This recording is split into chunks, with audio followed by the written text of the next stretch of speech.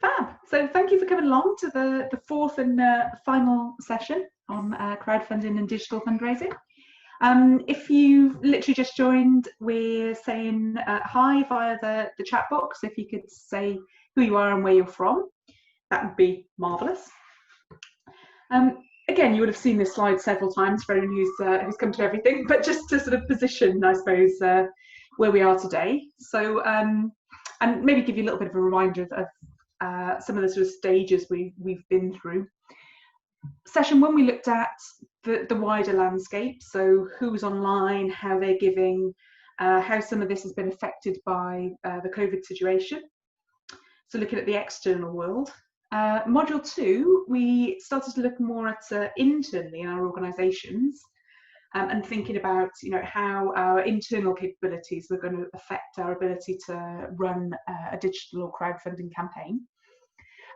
We also had a very quick look at, I suppose, the one key bit of software that you would need, as in a crowdfunding platform, and then finished off talking about how do you find the crowd, because that's such an important part of this process, is making sure that you've got people to fundraise from, and really importantly to sort of amplify your message out to their contacts.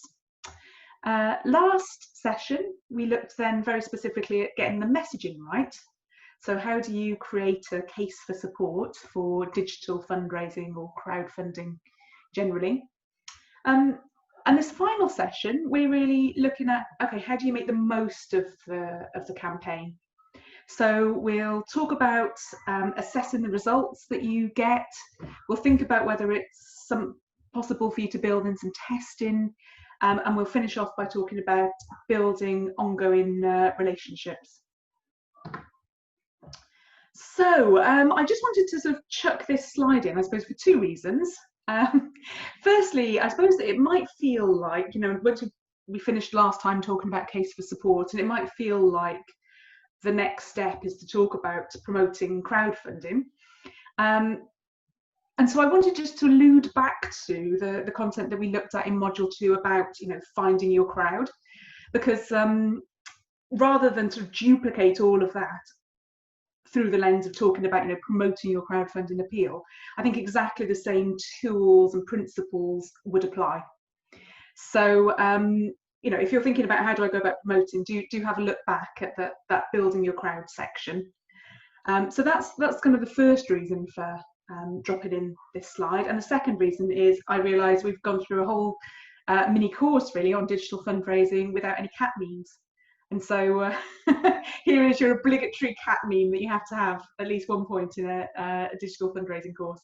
So, and I realise it might be read in the wrong way. I meant we're not going to miss you, i.e. we're not going to miss out the content around finding your crowd, but we are going to miss you individually. That's not what was meant by this cat meme. But yes, we're not going to miss that section out. Go back to module two if you want to think about, now my campaign is live, how do I go about promoting it? So perhaps not the best cat meme to choose, Claire, but you've got at least one, so that's good. Okay, so thinking about making the most of your campaign. Testing and measurement is the first section that we're going to dip into today. So I suppose in order to know whether or not you're performing effectively, you've got to have a goal in the first place. I'm not really going to sort of dwell on that very specifically again, because we talked about a goal for your crowdfunding campaign as a key part of pulling your campaign together and creating your messaging last time around. And I think you very astutely recognised for at least one of the campaigns that we looked at from the wild, as it were, that for that particular example, great big goal with it being hard for the donors to see how their gift contributes to it wasn't, a great place to start from. But we need to set a goal. We need to have an objective, as we said. You really need then to be thinking about what are you going to measure as you go along, and I suppose at the end of the campaign as well, in order to know whether you're on track to actually meet your goal, and ultimately where you've actually met it or not. So thinking about sort of KPIs here that will help you to do that. And when I say KPIs, because I know there's sort of these metrics, KPIs, these sorts of terms are sort of bandied around quite a lot, aren't they? I suppose what I'm referring to is a particular measure which is going to be really important for you to know ultimately whether or not you're going to hit your objectives. So there's lots and lots of different things you can measure, from number of people clicking on a website to the amount of money coming in or whatever it might be. But it's trying to think about, for your campaign particularly, what are those measures which ultimately are going to let you know that you're either going to or have hit your objectives. And really important, I think, is dividing them into sort of leading and lag KPIs. So leading KPI, essentially, I suppose, is letting you know whether you're on track. And so one example of what a leading KPI might be that point about how many people you have in your crowd. You need those people to be there in order to ultimately, as we said, give money and share your campaign more widely. A very obvious lag KPI would be the amount of money that you've actually raised. But I suppose it's really important, particularly I would say, to have those leading indicators in place, because you need something to help you to measure as you're going along whether or not you're on track. So as just a very sort of brief, quick activity, could you perhaps pop any ideas you might have for KPIs into the chat box? What sort of KPIs might be set, do you think, for a crowdfunding campaign specifically?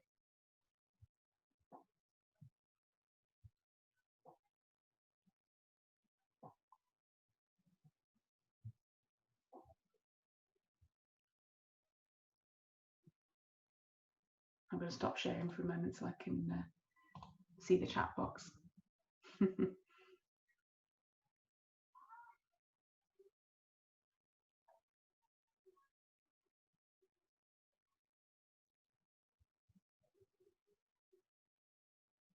Andy says, tracking on projected fundraising per month compared to actual. Yes, absolutely.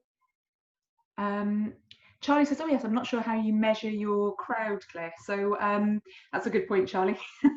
So it might be something as simple as, say, social media contacts, number of people on an email mailing list, whatever it might be. And actually that's a good point, because you'd want the actual indicator to be a bit more precise than my kind of how many people are in your crowd. Absolutely, something like social media contacts. Christopher says number of people to sign up by a certain time and percentage you donate. Absolutely, that's quite a nice sort of leading and then lag indicator there, which is great. Engagement with tweets, yeah, absolutely. Making sure that people are sharing on your stories and your messages. How many people are given money? Yeah, definitely. Really important. That's ultimately, I suppose, with a crowdfunding campaign, what we ultimately really care about. Yeah, visitors to the crowdfunding platform and the number who actually go on to give, definitely. And that can be quite helpful as well in giving you a sense of, for 10 people to give, I need to send or 100 people need to arrive at the platform. So that can really help you in terms of thinking about the marketing exercise, I suppose. Brilliant. Great suggestions. Thank you, everybody. Let me jump back to the screen.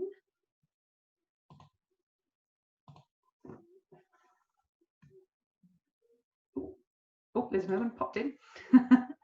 And afterwards, think about return on investment. Definitely. As we talked about last time, it can be really intense effort, can't it? And actually, accounting for things like the amount of staff time that have been pulled into this, ultimately, is it genuinely offering the sort of return that you'd like it to offer? I think that's a really good point, Julie. Fab, right. Okay, so that's measurement.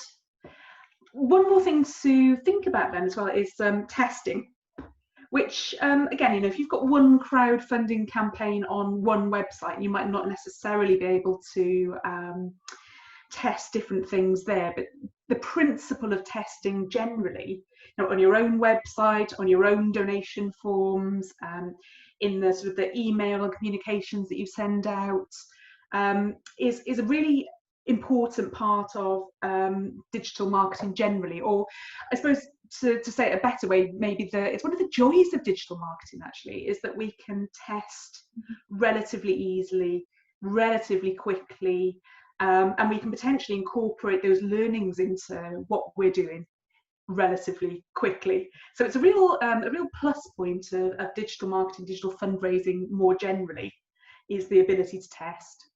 And probably the most common way to do it is this sort of A/B testing. So essentially the idea that you have two versions of something. You've got a control version that you may have used, or maybe the existing page on your website, whatever it might be. And then potentially a test version that sits alongside it. So that's the sort of the most common way in which it's done. But I think, back to this first bullet point, I think it's really important before you start doing any testing, firstly, just to think about whether it's actually worthwhile. Because again, all these things take time and effort and resource, don't they? But actually, if you've got very small numbers of people, for example, coming to your website or making donations or whatever it might be, then it might not just be worth your time and your efforts actually building in a test. So I think, number one thought is actually, is it worthwhile? If it is, brilliant, and you can make some really great learnings from that, but actually you don't want to waste your time in something that's not going to be ultimately statistically significant. So do you have the numbers, firstly? Oh yes, there's not really, again, it's difficult to kind of go, here's a number and it's fine. I mean, some people will quote something like about 5,000 visits or 100 conversions, i.e., in our world, that would be someone making a donation. But it really depends on things like, how big the uplift or how big the change is. So there's lots of, if you're thinking about it and wondering about whether I've got the numbers, have a look at, there's various statistical calculators online that'll help you with this. There's lots of tools out there to help with A/B testing. So, have a look at some of those, and that will help you in terms of actually sort of calculating whether or not you've got the numbers. So then you decide what you want to test, and we'll look at a test or two and talk about some testing in a moment. You set up your control and test version. And then importantly, you really want to try and randomly assign, for example, visitors to your site to one or the other. So you're taking out as much of a bias as possible. And finally, once you've got the results, again, you just want to check that they're valid, they're statistically valid. You can make firm conclusions from what it is that you find. And again, there's useful calculators online that will help you to do that.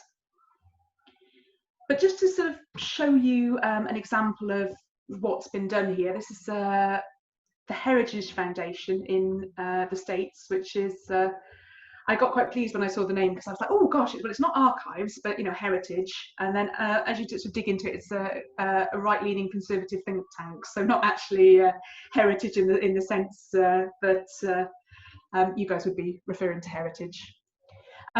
But it's a really interesting test. So you can see there's a control donation page here and a treatment donation page. So that's, I suppose, that principle of A/B testing you can see there.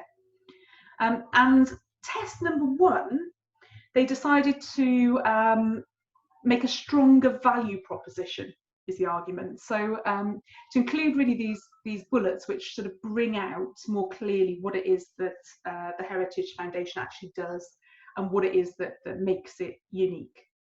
So stronger value proposition. And what they found was an 18% lift in revenue per visitor. And then they thought, well, actually, can we refine this landing page even more? And as you can see here, what they've done is actually limited the number of choices in terms of donations. They, in their sort of description of what they've done, they've talked about actually the idea that it's reduces cognitive friction by giving people fewer choices. But my fundraiser head also says, well, actually, if you look at the value of those of those choices as well. They're actually, you know, significantly higher than the starting point in the original form as well. But like I said, their sort of argument is that, you know, that fewer choices reduce cognitive friction is the argument. And so what they found is together, those two changes, so bringing out that sort of stronger value proposition and cutting down the number of choices with you know, higher value choices left there for people to choose from, or to prompt people, ultimately led to a 31% lift in revenue per visitor. And they say for this particular organisation, you know, given the amount of donations that are going through the website, actually just those sort of two relatively small tweaks led to about $150,000 extra in annual revenue. So it does show that, you know, testing in this way, learning and improving as you go along, you know, does have the potential, as you get increasing numbers of donations through a website, to you know, make quite a significant difference. So you can see, you know, often it is worth that investment of time and resource to test and to learn as you develop various campaigns. Okay, so I'm going to just maybe send you off for a few minutes to have a chat into breakout rooms. Let me stop sharing. And just really to ask you to think about, you know, is there something currently on your website, or some element of an appeal, or something to do with the emails you send? You know, can you think of any sort of potential testing that you know, could do as an organisation? And I've just at the bottom here given you a link to nextafter.com, which is where I got that previous case study from. And one of the great things about this website is it just lists out tens of, if not now hundreds of, different tests that various non-profit organisations have run, and gives you the results. So that might, if you can't think of much at the moment, actually going off and have a quick look, that might sort of stimulate some ideas as to things that you might be able to do yourselves as well. Okay, so I'm gonna fab. So I don't know if you were able to jot a bit of feedback down again into the group chats. If you could, that would be marvelous. And I'll just sort of summarise a few of the key points to us all. I know in our room we were chatting about you know, there can be issues, can't there, over whether you've got, you know, control of the website, or control of the donation portal, or, you know, control of whatever, which would enable you to test. I think that can be a bit of a challenge. That probably should have been number one on my list before even thinking about numbers. Yeah, use of images. Yeah, that can be a really good good test. What seems to float people's boat in that sense.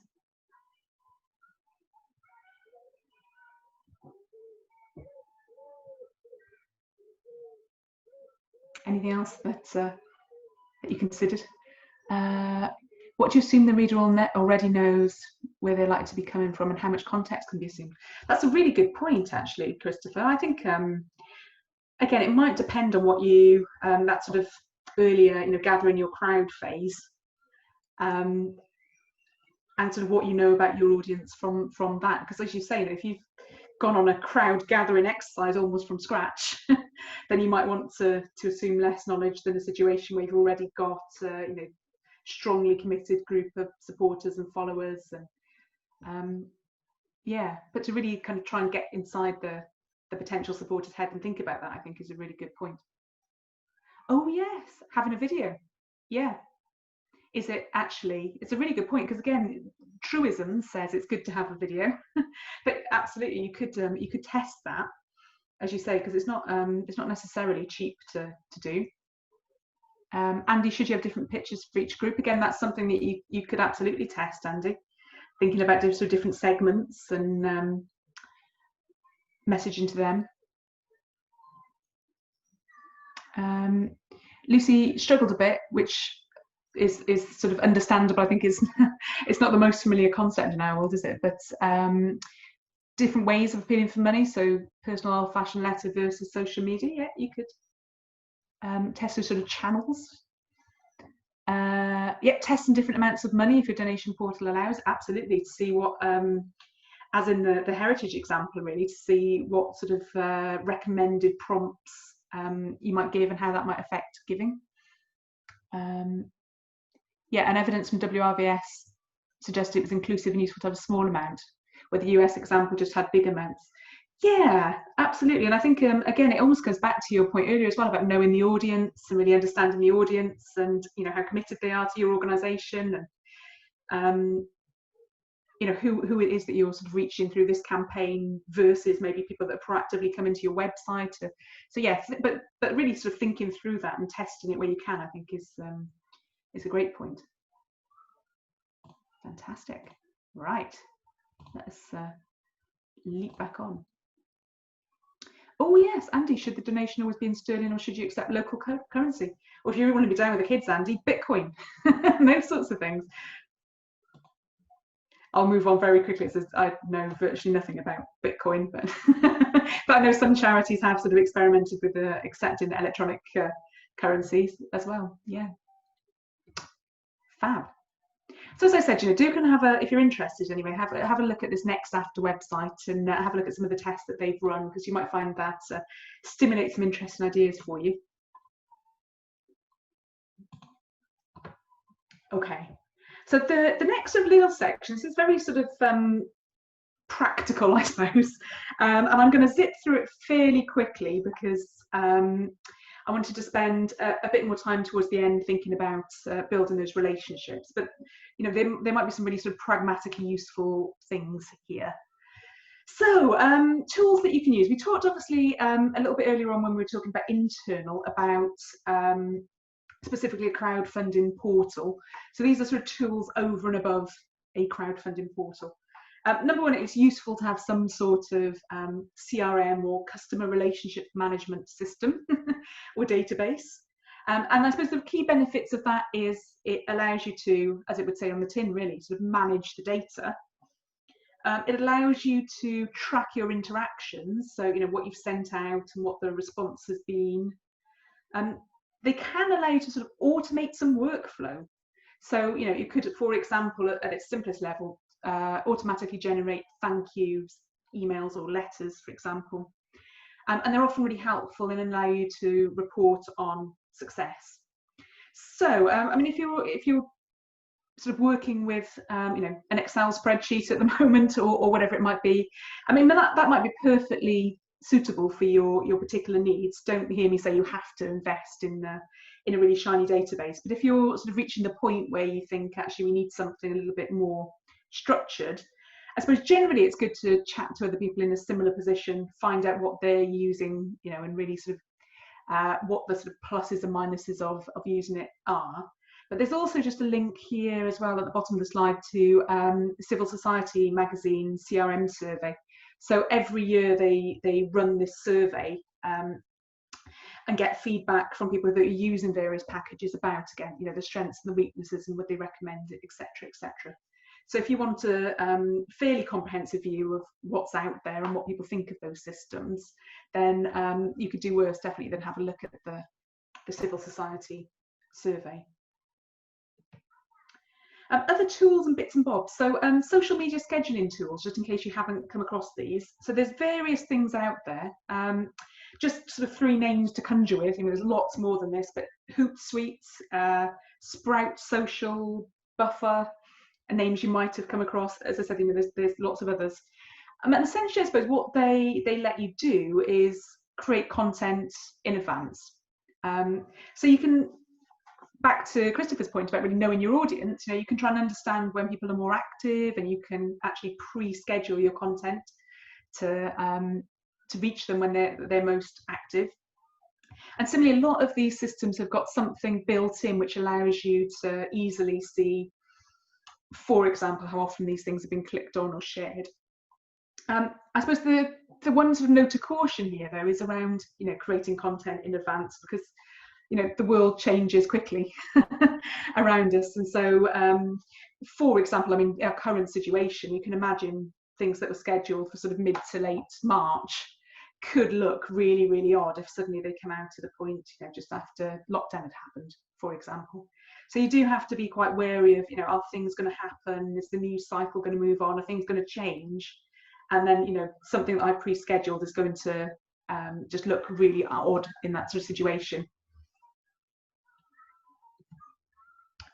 Similarly, there's various tools that can help you with email marketing, and there's some key questions for you to be able to ask here around this. So again, just, you know, a few more names to conjure with if you just want to check out a few common ones. Mailchimp, so I've used Mailchimp quite a lot personally, but again, there's lots and lots. HubSpot, Sender, you know, and very many others available on the market. And I suppose the idea again is, rather than you sitting there and you know, typing everyone's names individually into an email and you know, getting picked up by spam filters and those sorts of things, there are tools out there that will allow you to send the emails to people in bulk. And again, some various questions. So, you know, does it integrate into your database?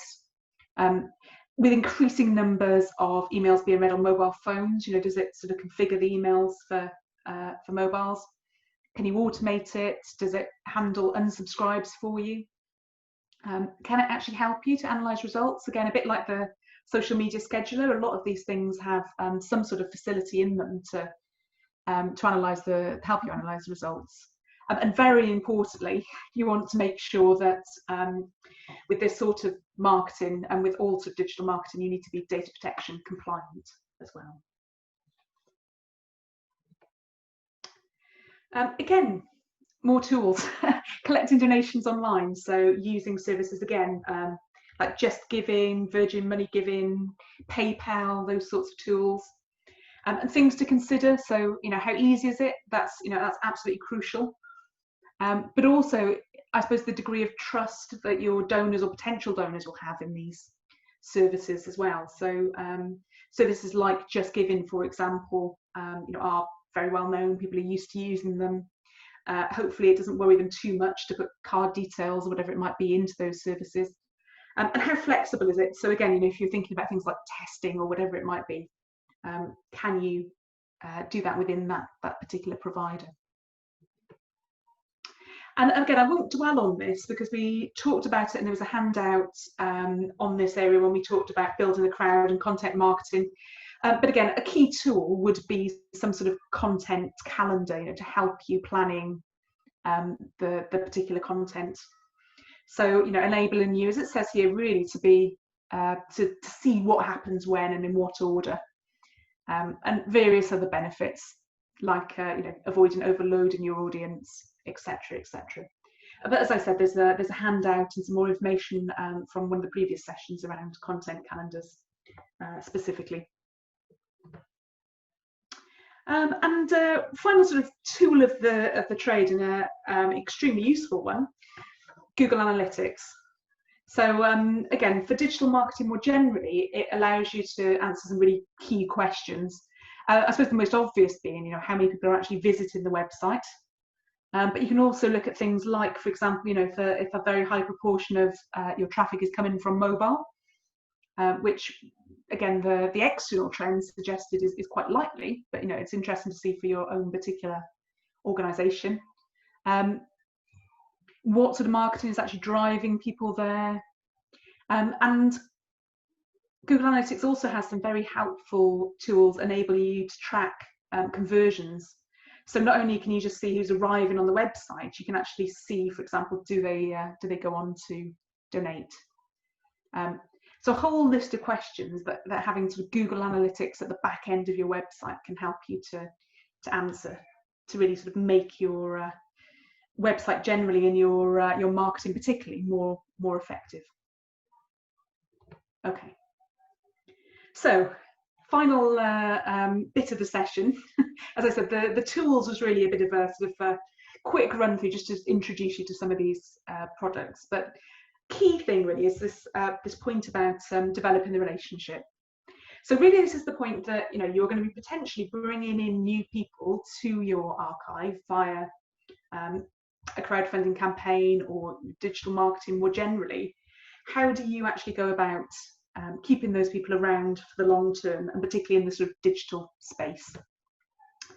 So absolutely key, vital, when you get the slides, put big circle around this, is that whatever you're doing it in a way that is compliant with data protection regulations, and particularly in the digital space with PECA, which is the Privacy and Electronic Communications regulations.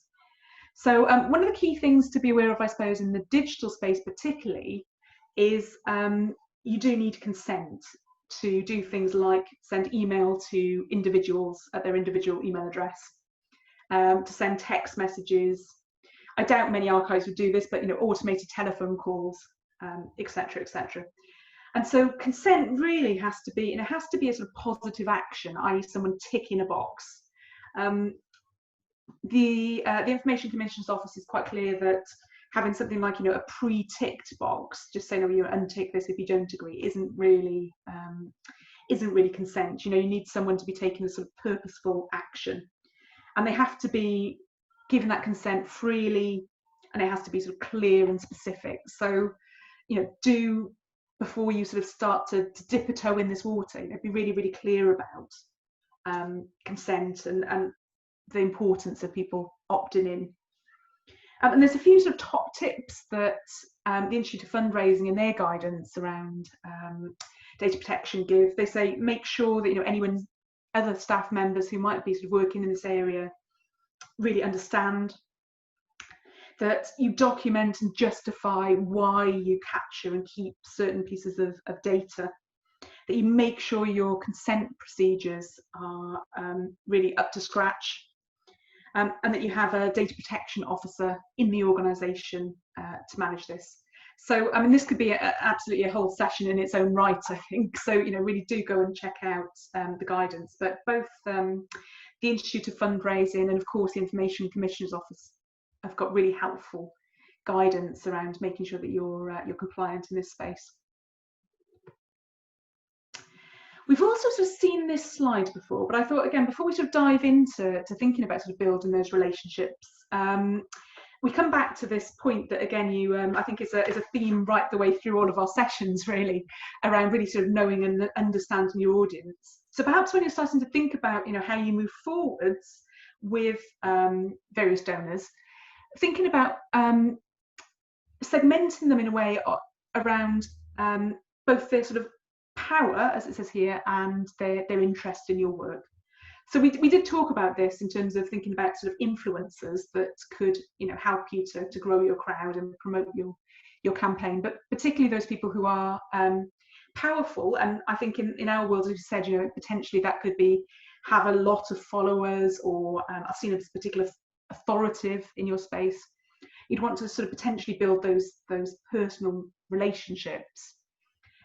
Whereas again, those people who are maybe very interested but not necessarily that powerful, it might be around making sure that they're kept informed.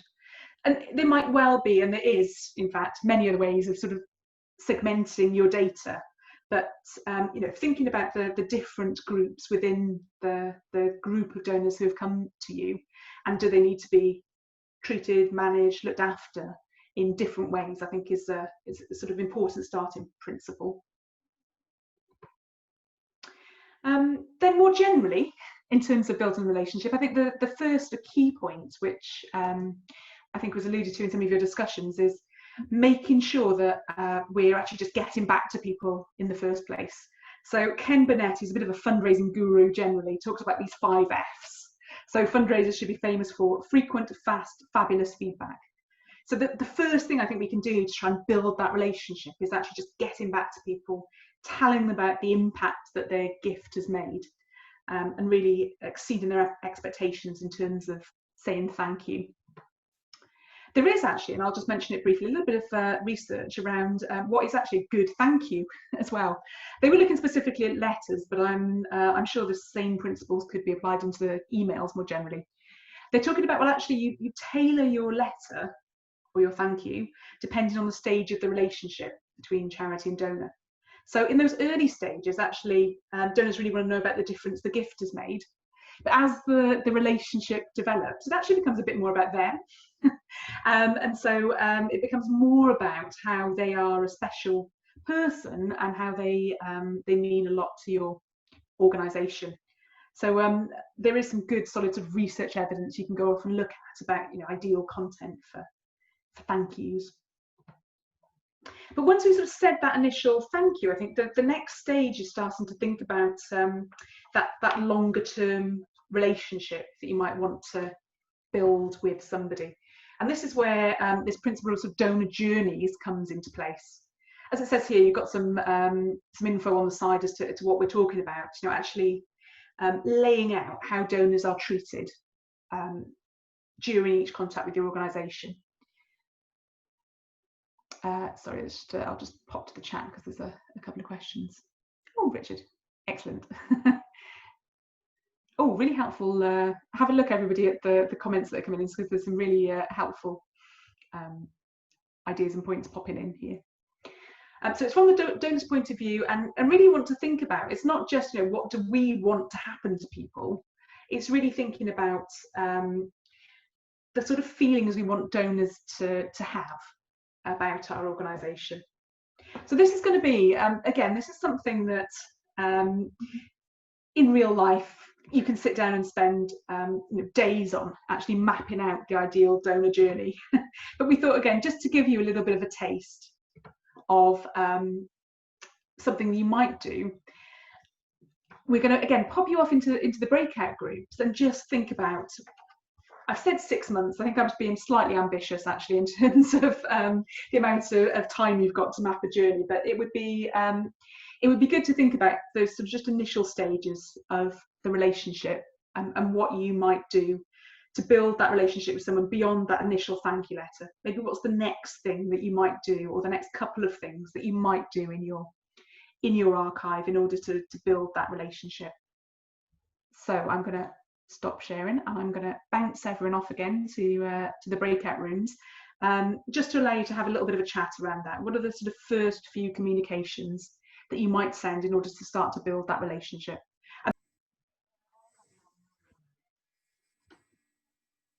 So it would be great, again, if there are any thoughts you wanted to drop into the chat box on maybe one or two things that came out of your group. As I said, I gave you about 5 minutes to do something which is definitely an all-day exercise, if not longer than that, I realise. But like I said, just to sort of introduce the tool there.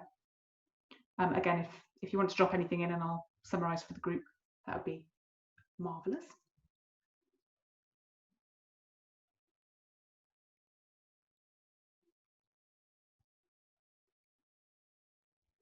We can all steal your good ideas. Anne-Marie says, give them information about events and volunteering programs. Yeah, definitely.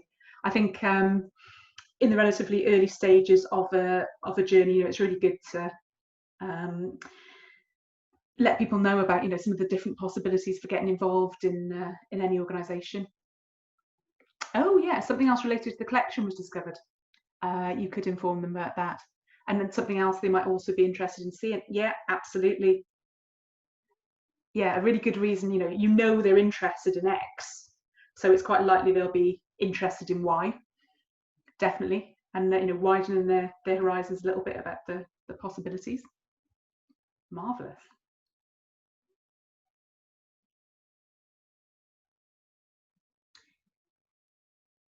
Yeah, updates on progress of the project. Yes, absolutely, especially for those crowdfunding type campaigns.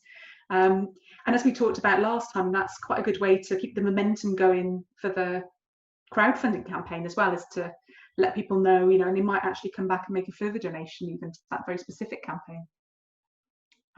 Kat had an interesting point, gifts or bonuses. People want all their money to go to the project, so let them opt out. Yes, yeah, say I don't want a gift. That's a really good point. One thing I was going to say, which I kind of thought was going to be at the end of the sentence, was just be a bit careful with gift aid as well, that the value of the gift doesn't invalidate gift aid. It's always worth being aware of. And Lucy says, if they've already got a strong feeling of connection, then it's easy to reinforce this with invitations to events. Yeah, I think that's quite a good principle to build from, Lucy, around how do we build that sense of connection and relationship? I mean, that's quite a good sort of almost key principle for underlying any sort of journey that you try and develop. So, oh, and ask people to get involved in focus groups. Yes, brilliant. Yeah, people love to be consulted and have their you know, their opinions asked. So fantastic ideas. Thank you, everybody. So that kind of brings us pretty much to the end of the session, and sadly the end of our 4-module session. So as Richard mentioned, he will be getting in touch with some follow-up and sharing slides, etc., etc. And you do have, I think, our email addresses. So if anyone wants to get in touch, it would be lovely to hear from you. But I suppose it only remains for Richard and I to say thank you so much for coming along and for sticking with us. We really enjoyed working with you on this. So thank you for everything and all of your contributions so far.